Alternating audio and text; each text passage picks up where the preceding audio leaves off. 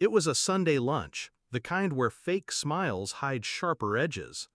My sister set her fork down like she was making an announcement. "You've got that big three-bedroom house. It's wasted on just you. We've been thinking it makes more sense if we move in. You can find something smaller, maybe a condo." My mother nodded as if this was already decided. "You don't have kids, honey. Family comes first. And with 6 of them, your sister needs the space more than you." I didn't argue, not then.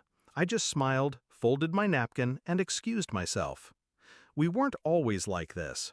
When Dad died, I was 19. My sister, Elaine, was 23 and already married to Mark. She played the role of my protector then, called every day, helped me with tuition, told me she'd always have my back. I believed her. When I bought the house 10 years later, she was the first to tour it. She hugged me in the empty living room and whispered, "You've made it." I thought she was proud. Now I know she was calculating.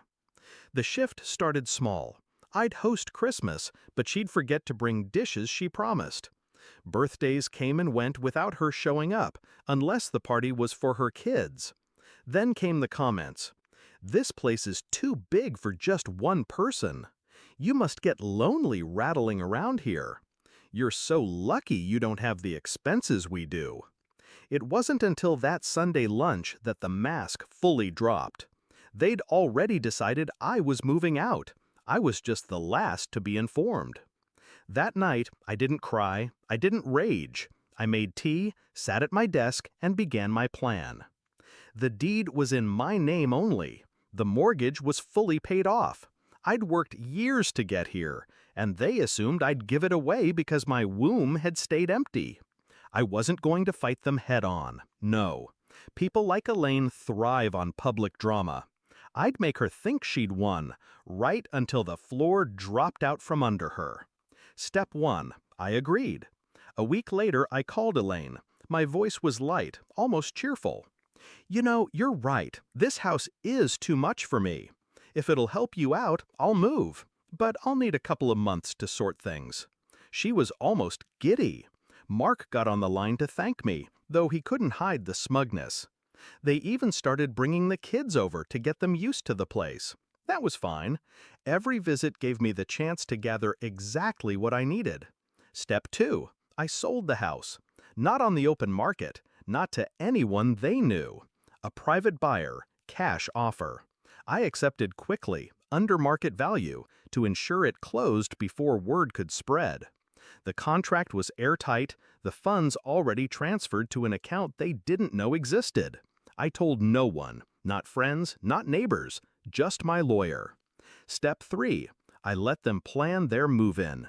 Elaine sent me Pinterest boards for their kids' rooms. My mother suggested where we could store my furniture until I found a smaller place. I nodded through it all, smiling at the mental image of their faces when they learned. Moving day.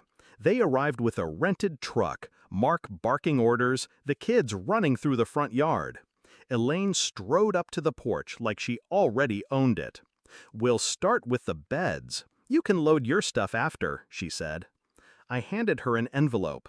She didn't take it first, too busy directing traffic. "What's this?" "The new owner's contact info," I said. "You'll need to arrange a tour with them. It's not my house anymore." Her face froze.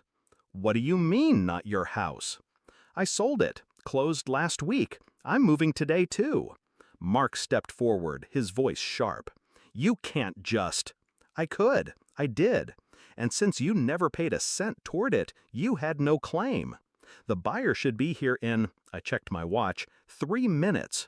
They didn't believe me until the moving truck for the real new owners pulled up. A young couple, smiling nervously, holding their baby.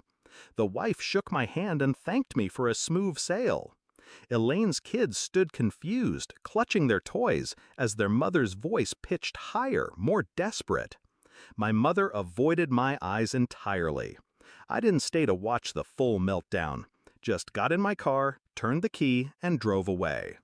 Now I live in a smaller place, by the coast. 2 bedrooms. Enough for me and for the friends who actually show up when I need them. Elaine still tells the story to anyone who'll listen, but she leaves out the part where she tried to take what wasn't hers. When people ask me why I didn't warn her, I just smile. Because some lessons are only learned in the fall.